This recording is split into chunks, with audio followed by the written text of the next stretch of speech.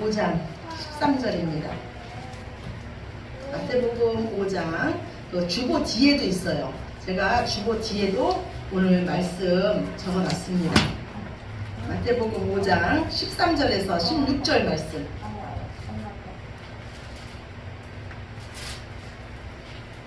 신약성경 5쪽입니다. 예. 마태복음 주보를 저기 길성이도 하나 갖다 주시고요. 주보 뒤쪽에 보면은 거기 성경 말씀 있습니다. 밑에 마태복음 5장 13절에서 16절 말씀 우리 함께 합독하시겠습니다. 너희는 세상의 소금이니 소금이 만일 그 맛을 잃으면 무엇으로 짜게 하리요? 후에는 아무 쓸데없어 다만 밖에 버려져 사람에게 밟을 뿐이니라. 너희는 세상의 빛이라. 산 위에 있는 동네가 숨겨지지 못할 것이요 사람이 등불을 켜서 말 아래에 두지 아니하고 등경 위에 두나니 이러므로 집안 모든 사람에게 빛이 있느니라. 이같이 너희 빛이 사람 앞에 비치게 하여 그들로 너희 착한 행실을 보고 하늘에 계신 너희 아버지께 영광을 돌리게 하라. 아멘. 아멘. 하나님은 지금도 우리를 보고 계십니다. 우리의 모든 것을 보고 듣고 알고 계십니다. 하나님은 오직 하나님의 자녀들을 주목하세요. 하나님은 우리를 통해서 일하시기를 원하십니다. 하나님은 오늘도 끊임없이 우리에게 말씀하시며 우리를 포기하지 않으십니다. 하나님께서 일하시는 방법은요, 지극히 약한 자를 들어서 강한 자를 부끄럽게 하시는 거예요. 미련한 자를 들어서 지혜로운 자를 부끄럽게 하십니다. 이것은 우리 인생들로 자랑치 못하게 하기 위함이며 모든 사람이 오직 하나님께만 영광 돌리게 하기 위함입니다. 예수님은 오늘 예수님 앞에 모인 자들에게 말씀하셨어요. 너희가 복이 있다. 너희가 지금 가난하기에 복이 있고 지금 울고 있기에 복이 있고 지금 온유하기에 복이 있고 지금 너희가 불쌍히 여김을 받기에 복이 있다고 하셨습니다. 왜냐하면 너희가 지금 그런 처지에 있기 때문에 하나님의 말씀이 들리기 때문입니다. 예수님이 들려주시는 말씀이 참으로 복된 소식 복음으로 들리기 때문입니다.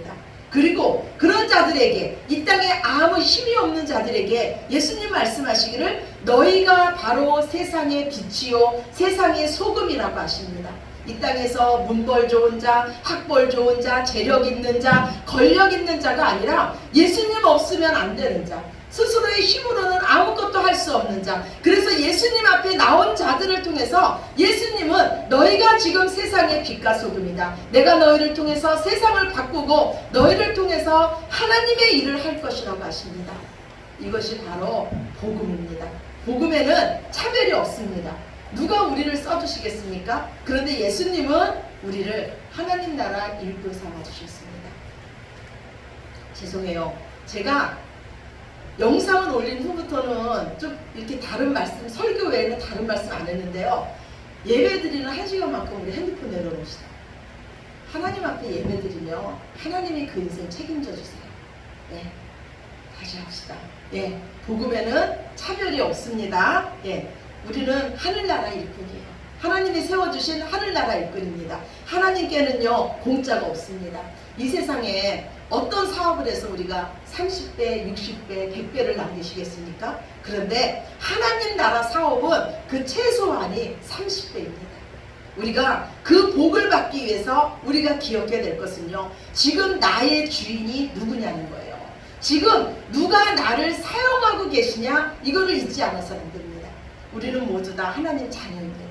우리는 모두 다 하늘나라 일꾼이에요. 하나님께서 고급 인력으로 저와 여러분을 채용해 주신 줄로 믿으시기 바랍니다. 다윗은요 한남 목동에 불과했어요. 그 집안에서도 다윗은 8번째 아들이었습니다. 그래서 집에서도 다윗을 주목하지 않았어요. 그런데 하나님은 이 다윗을 주목했습니다. 그리고 사무엘 선지자를 통해서 다윗에게 기름 부으시고 이제 내가 너를 이스라엘의 왕으로 삼을 것이라고 약속해 주셨습니다. 그리고 긴 시간이 지났어요. 이스라엘과 블레셋 전쟁이 한참 때입니다. 다윗의 형들은 이 전쟁에 참여했는데 다윗은 아직 20살이 되지 않아서 나이가 어려서 이 전쟁에 참여하지 못했습니다.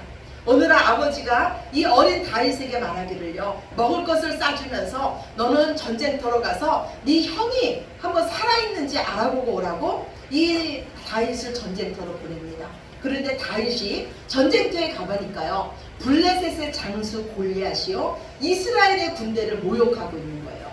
이스라엘의 모든 군대는 이 골리앗 앞에서 메뚜기처럼 벌벌 떨고 있는 거예요.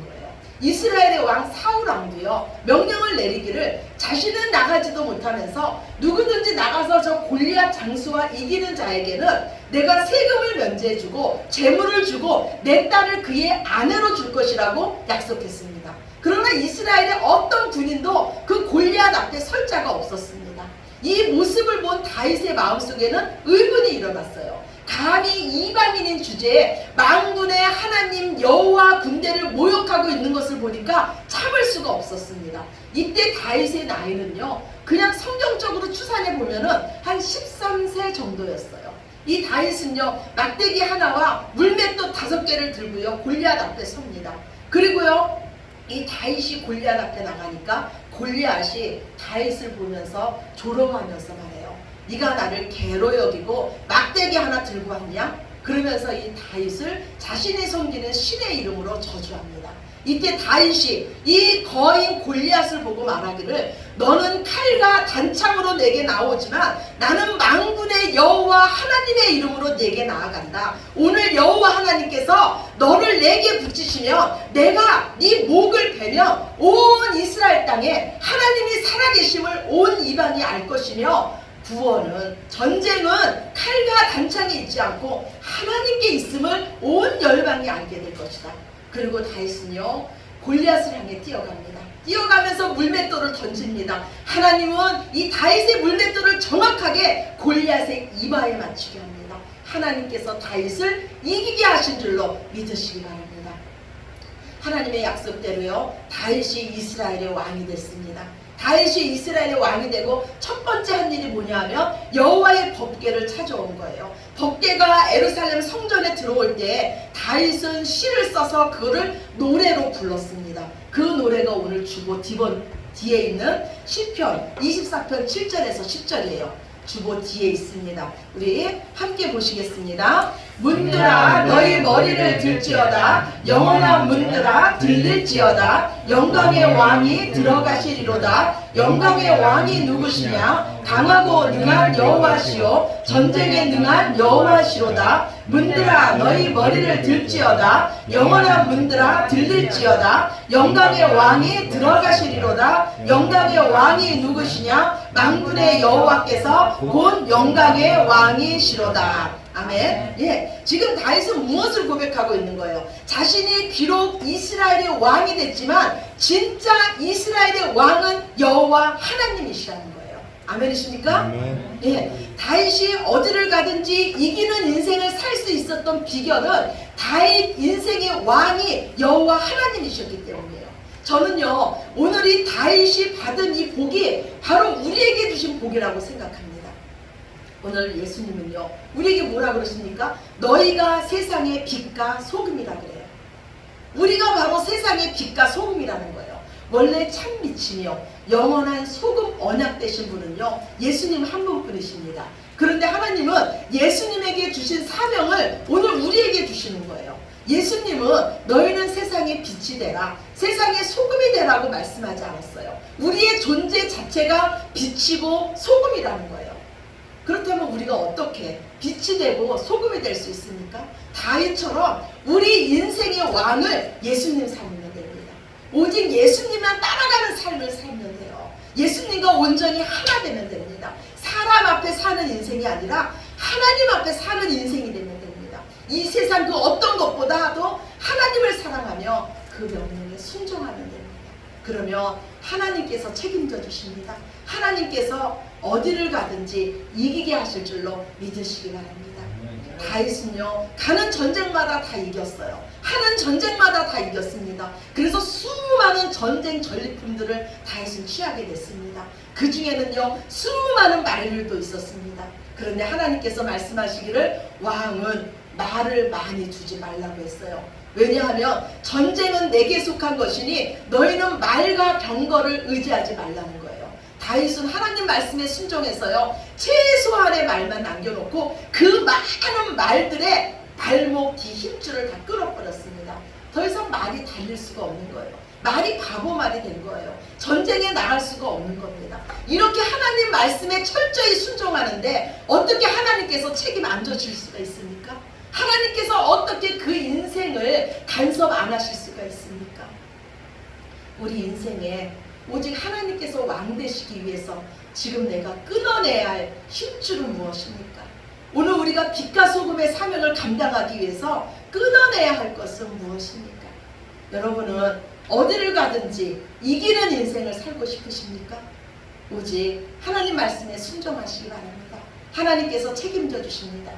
우리가 빛과 소금으로 산다는 것은 예수님처럼 사는 거예요. 인생을 떡으로만 사는 것이 아니라 오직 하나님의 말씀으로 사는 겁니다. 그러면 하나님께서 이기게 하십니다. 그렇다면 지금 이 시대에 우리가 빛과 소금으로 산다는 것은 구체적으로 어떻게 사는 것일까요? 각 시대마다 하나님께서 주신 사명이 있습니다.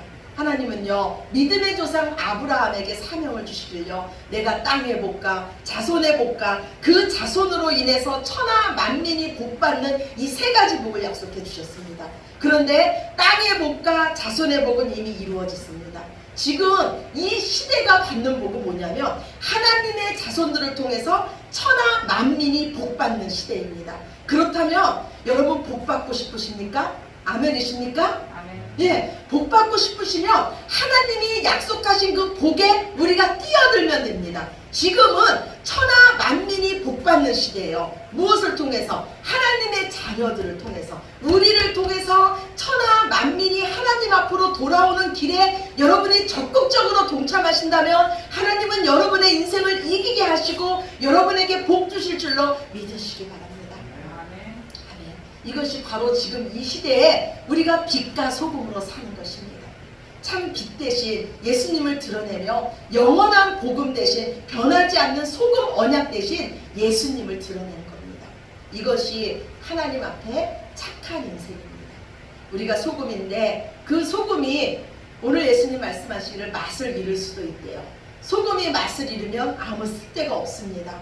제가 음식을 하는데 꼭 필요한 것이 소금이에요. 그런데 그 소금을 버릴 때가 있습니다. 언제 버리냐면 그 소금이 굳어질 수 있을 때예요.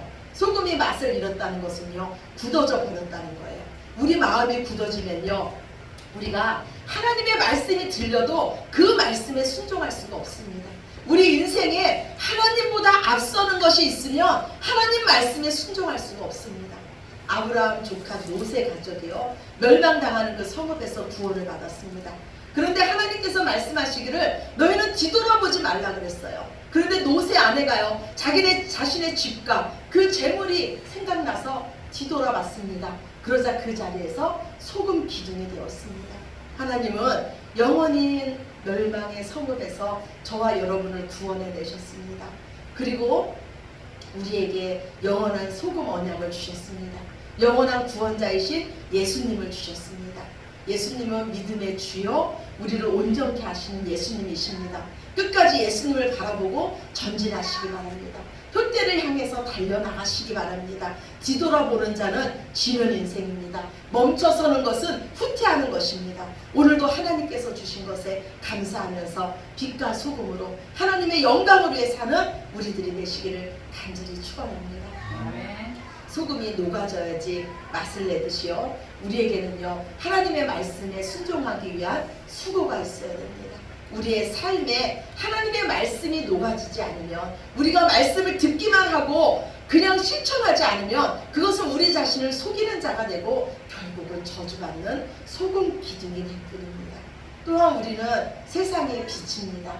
우리가 예수님을 믿는다는 것을 세상에게 드러내기 바랍니다. 등불을 켜서 말 아래 두는 자가 없습니다. 등불을 켜서 바가지 같은 걸로 덮어주는 그런 어리석은 자는 없습니다.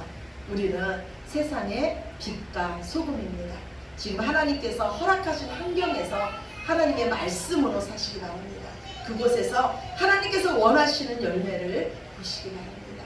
제가 어제요 TV를 보는데 설악산 그 암석 위에서 자라는 소나무에 대한 이야기가 나오더라고요.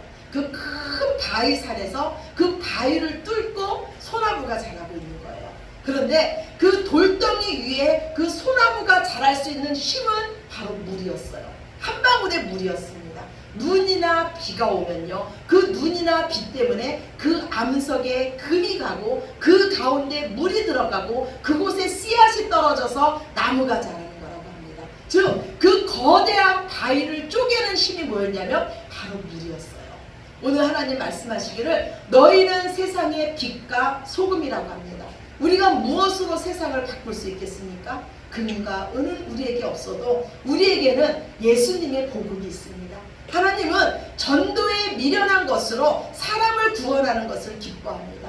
우리가 전하는 그 말 한마디 한마디가 아무 힘없는 물방울 하나 같지만 큰 바위 같은 사람도 쪼개질 줄로 믿으시기 바랍니다. 그 가운데서 나무가 자라고 꽃이 피고 열매가 맺어질 줄로 믿으시기 바랍니다. 역사는 복음입니다. 언제 세상이 끝납니까? 복음이 땅끝까지 전해질 때입니다. 세상을 바꾸는 힘도 바로 복음입니다. 하나님은요, 이 복음을 소유한 자를 통해서 이 땅을 변화시킵니다. 우리는 하나님의 징조입니다. 우리가 하나님의 사람으로 사는 것을 보고 세상이 하나님을 보게 될 것입니다. 우리는 모두 다 하나님의 사명자들이에요. 빛으로 소금으로 하나님의 말씀으로 사시기 바랍니다. 오직 순종하는 인생은 하나님께서 어디를 가든지 이기게 하십니다. 여러분은 어떤 일에 목숨 거시겠습니까? 가정에서든 직장에서든 누구를 만나든 하나님을 드러내는 빛이요 소금으로 사시기 바랍니다. 어디를 가든지 하나님 앞에 사는 자로 날마다 이기는 인생을 사시는 저와 여러분이 되시기를 우리를 세상의 빛으로 소금으로 말씀에 순종하는 자로 세워주신 예수님의 이름으로 간절히 축원합니다. 아멘. 아멘. 네, 우리 기도드립니다. 사랑의 하나님 감사합니다. 오늘 이 시간에 하나님께서 말씀하시기를 너희는 세상의 소금이요 세상의 빛이라고 했습니다. 우리는 세상에서 없어서는 안 될 존재입니다. 우리는 하나님께서 세우신 사명자들입니다. 주님, 우리의 존재를 우리가 알게 하시고 이제는 사명 따라 살게 하여 주시옵소서. 빛으로 살게 하시며 소금으로 살게 하여 주시옵소서. 오직 예수님을 드러내게 하시며 많은 영혼을 주께로 돌아오게 하여 주시옵소서. 주님, 우리가 비록 작을지라도 우리 안에 가장 위대하신 하나님이 계십니다. 하나님을 드러낼 수 있는 저희들 모두 되게 하여 주시옵소서. 모든 영광 아버지께 올려드리며 사랑이 많으신 예수 그리스도의 이름으로 간절히 기도드렸습니다. 아멘.